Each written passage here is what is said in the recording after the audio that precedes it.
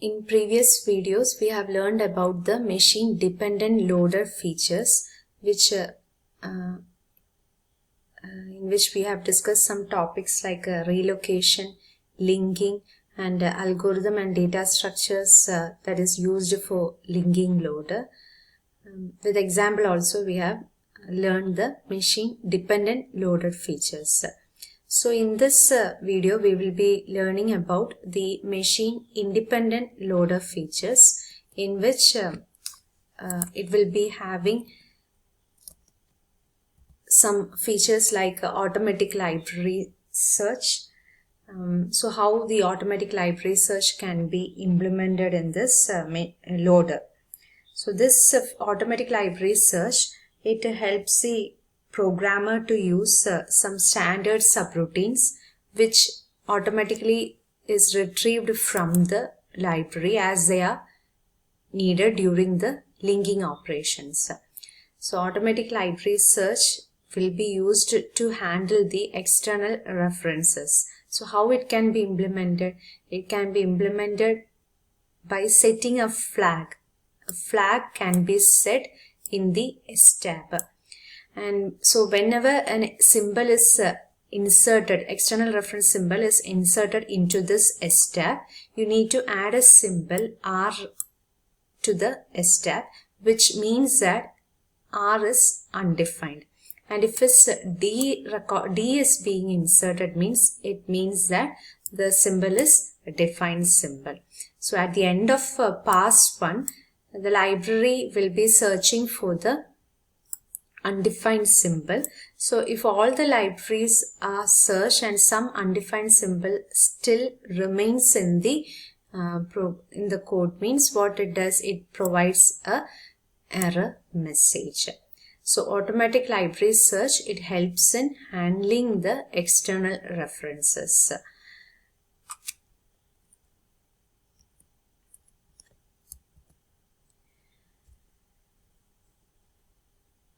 The linking loader, it allows the programmer to override the standard subroutines by supplying his own routines, which means that same name, if a user-defined routine is there, means with the help of linking loader, the programmer will be able to override the standard routine.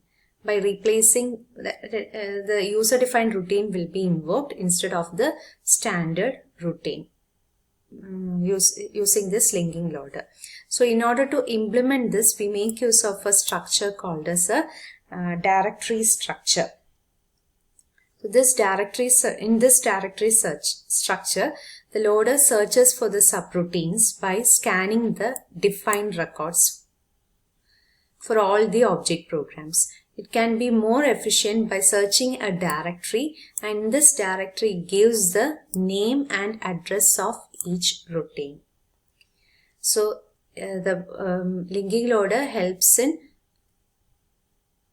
overriding the standard subroutines using the user-defined subroutines. So how it can be done? By maintaining a directory in which that directory holds the name of the symbols and the address of each routine.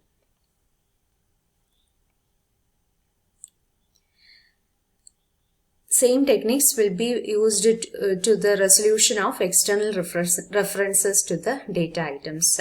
Not only for the not only for the routines, but also it can be used for the data variables like external references. Then this is related to the feature that is automatic library search. Then next is related to the different options in which the user can specify so that the processing of the loader can be modified. So that is loader options. So loader options in which using some commands you will be able to modify the execution of or the processing of the loader.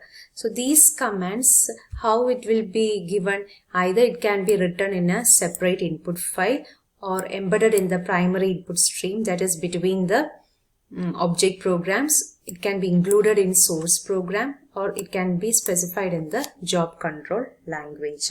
So many loaders, they will be making use of these special commands in order to specify the different options. These commands will be included or will be read like this, either as a separate input file or included within the object programs, or included in the source program, or in the job control language. Then what all are the different command that is being given? That is, we will be giving some special commands in order to modify the processing of the loader. So what all commands are there? That is, include program name within bracket library name, selection of alternative sources of input. For that, this include statement will be used. Syntax is include program name followed by a library name, in which it directs the loader to read the object program from a library. So this will be a program name that is defined in the that will be defined in particular library. Then in order to delete some external symbols means you need to use the statement delete and that particular control section name. What this statement does, it instructs the loader to delete the name control sections from the set of programs that is being loaded. So you will be having some control sections. So specified name here will be deleted if it uses the command delete command. And to change the external symbols, we make use of the statement change. Change name1, name2, which causes the external symbol name1 to be changed to name2 wherever it appears in the program. So these statements, it helps in changing the processing of the loader. So for example, if a read record and write record user defined function is there and a read and write inbuilt functions are there, means if you want to, instead of using the read record and write record, if you need to make use of the inbuilt functions read and write, then what we need to do? First, you need to include the particular program from the library, which means read if it is included in some utility routine means, utility library means you need to include the program name read and the library name will be included like utlib, utlib. And you need to delete if that read record and write record, if you are not using means what we need to remove that read record and write record. So delete rdrec and delete wrrec you need to do. Then what if you are making use of this read and write statements instead of read record and write record, means inside the program you will be making use of rdrec. So wherever this rdrec is occurred, that need to be replaced by this read statement. So you make use of this command change rdrec, read, which helps in changing the symbol that is rdrec to read wherever the rdrec is occurred in the program. Then another one loader option is like automatic inclusion of library routines. So this automatic inclusion of library routines, it helps to helps for the external references. So here a syntax library mylib. Okay, so library will be a command that is used in order to define users define libraries. So it helps in specifying the alternative libraries to be searched other than the inbuilt ones, standard system libraries. So user specified libraries are normally searched before the standard system libraries. So if you give such a statement, means it helps in it first searches in the user defined library and then only it will be searching for the standard system libraries. Then another one command like a no call name means it helps in specifying the external reference symbols to remain as unresolved.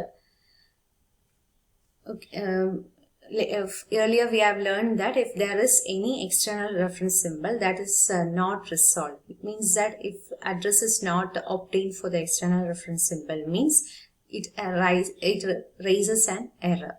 So if you are giving no call that particular name, means it won't bother. It will be that particular reference variable will be left as unresolved. That is, it doesn't check for the address. So if there is such form of reference variables that is that will not be used for execution, means it will be doing the command like no call and the list of reference variables will be given. This is an example: no call std.dev plot coral. Like that you can list out the reference symbols that will not be used for the execution. So this is one example that is using the loader options, in which it uses read and write instead of read record and write record. So how it is being used? Include read, which is specified in the library utlib. Again include write, specified in utlib. Then delete the records rdrec and change rdrec as read and change wrrec as write. So in this way you can replace the rdrec and user defined rdrec and wrrec with the inbuilt read and write. If such a task is not done, means what happens? By default the user defined routines will be executed. User defined routines will be overwriting this read and write over this read and write.